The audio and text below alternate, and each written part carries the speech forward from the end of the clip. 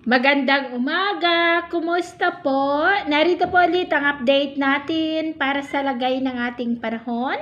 Ngayong umaga po ng May 19, 2026. Sa ngayon po ay walang banta ng sama ng panahon na maaari na makaapekto sa ating bansa for the next 2 to 3 days. Ang easterlies po ngayon ay nasa silangan at may habagat pero nandyan po sa silangan ng southwestern part ng Asia.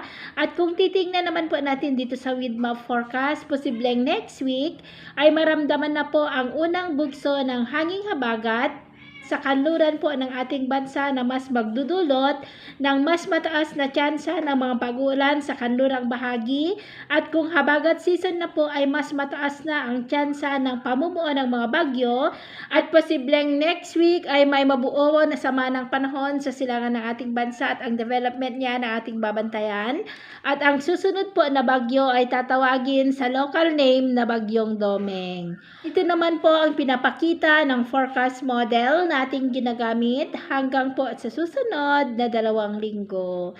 At sa lagay ng ating panahon, ngayong madaling araw ay maayos naman ang panahon sa malaking bahagi ng bansa, pero may tsansa pa rin ng mga isolated rain sa ilang bahagi ng silangan ng Isabela, Aurora, Quezon, Camarines Norte, Sorsogon, Masbate, northern part ng Cebu, Leyte, southern part ng Samar, Mati, Holosulu at Tawi-Tawi. At mamaya po ay mainit at malinsangan pa rin ang panahon sa malaking bahagi ng bansa, pero may tsansa pa rin ng cloudy skies with isolated rain sa ilang bahagi ng Infanta, Bataan, Basilan, Holosulu at Tawi-Tawi. At mamayang hapon, mas maraming lugar ulit ang makakaranas ng mas maulap na kalangitan with isolated rains, lalo na po sa ilang bahagi ng Northern Luzon, Central Luzon at Mindanao, kaya mag-ingat po tayo, lalo na sa banta pa rin ng mainit po na panahon. At sa atin naman po mga baybayin, wala naman po tayong nakataas na anumang gale warning signals,